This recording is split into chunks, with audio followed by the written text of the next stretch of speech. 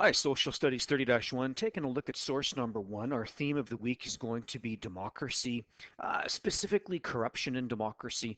Want you to pay careful attention to the sources this week. Canada is a democracy. Most of the Western Hemisphere is a democracy. You would be surprised how little people actually know and understand democracy, and are even aware of the corruption that exists within democracy. So I'm not trying to give democracy a bad name, but I want to be objective about what is good about it and what is bad about it. So a good way of critiquing democracy is looking at the flaws. We'll look at the good things too, but one of the ways of looking at the flaws is by examining our daily sources like we've always been doing. So give yourself a few seconds and read over the source, and then we're going to dissect it.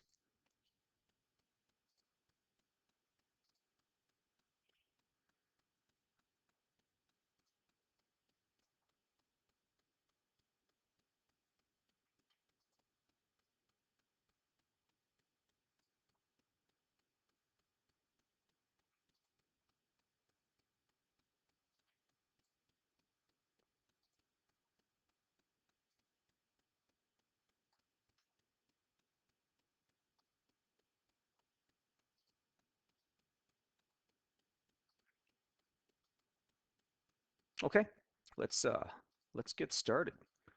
So the things I've highlighted, you might have more, but to me that is the meat and bones of the source. Number one, democracy is built on trust. You need to expand on what does trust mean in democracy. I know you know what trust means, but what does trust mean democratically speaking? I think that it means that we elect representatives in a federal election, in a provincial election, even in a civic election in your city. And the expectation is the officials, the representatives that you pick to represent you, need to do what is in your best interest, not their own best interest. And I think that is what happens when trust is broken in democracy. Our elected officials, our MPs, federally speaking, our MLAs, provincially speaking, don't always represent the people that elected them in the first place. Sometimes they put their own self-interest first, and they break that trust that democracy depends so much on. I mean, you think about when we elect a government, we're putting our fate, our future in their hands. Economically speaking, politically speaking, we're trusting they'll devise a budget that is in everyone's best interest. We're trusting they will produce laws and policies that are in our best interest.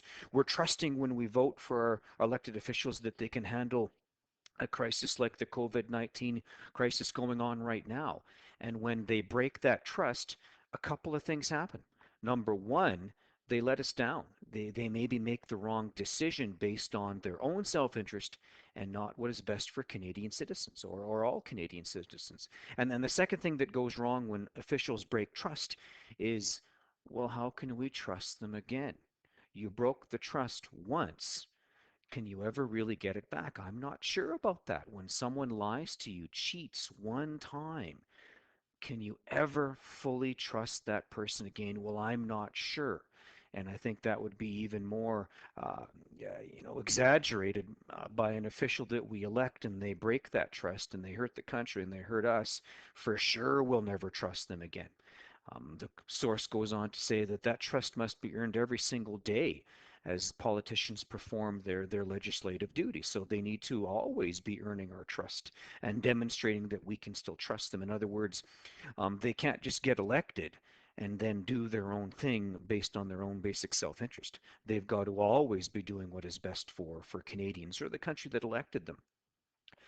As of late, and we're going to learn about this over the next week or so, it's not that corruption in democracy is a new thing, corruption and scandal, but one could say that maybe it's becoming a new thing. And so in response to that, as of late, more and more people and governments are calling for ethical codes of conduct. In other words, some measure, some means of ensuring that our politicians are doing, what they should be doing, serving the people that voted for them. So these ethical codes of conduct could be, and you probably forgot because we did this a while back, I understand, But in Canada, that could be the ethics commissioner.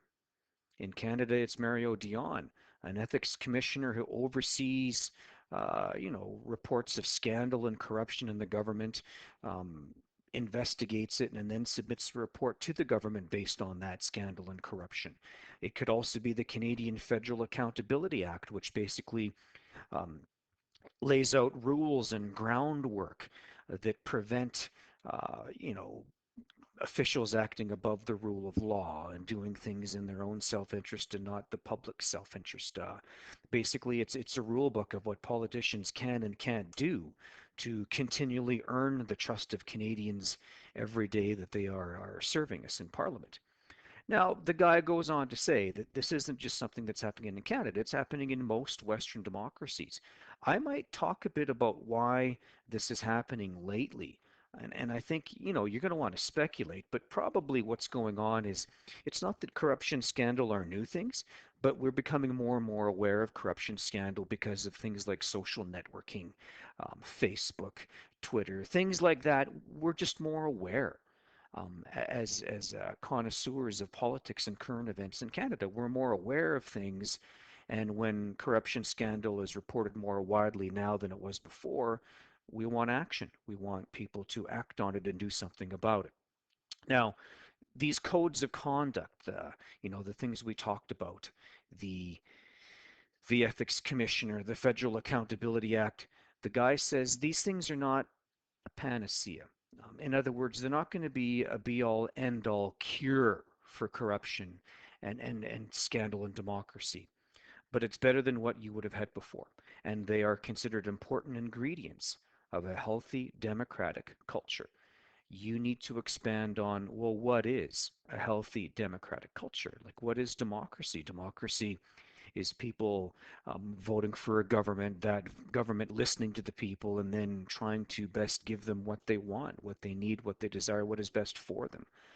So talk a bit about a healthy democratic culture from that perspective. It would mean political accountability. Politicians are accountable to the public. It would probably mean freedom of the press. It would mean free speech, things like that, liberal measures that make us a healthy democratic culture. So as you think about that source, as you consider it, be thinking to what degree is Canada a healthy democratic culture?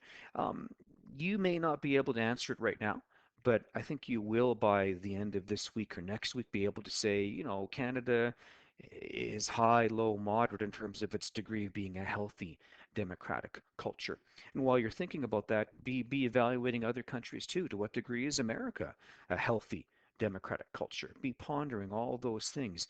In terms of your links, well, obviously I see rule of law. I mean, that whole source is about making sure politicians are maintaining the rule of law. They're not putting themselves above the rule of law.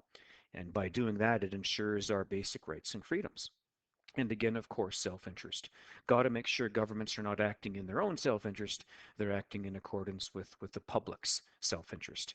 And then finally, perspective. I think we'd be looking at someone who is embracing, is supporting liberalism, but also challenging it, saying, listen, we need to be careful. We need to always be on the lookout. We need to be aware. Um, this guy would be critiquing liberalism and in the way that if he even has to say this, if he's got to advocate for ethics and standards for our politicians, he must be reacting to a lack of ethics and standards in the political system. So something must have gone wrong for him to say this in the first place, which would mean that he's challenging or critiquing liberalism. It needs to be better. It needs to be more accountable. I can't think of much else you'd say for that. I think you'll really enjoy the sources this week. They're about the world that you live in, a democratic world. And is it really democratic?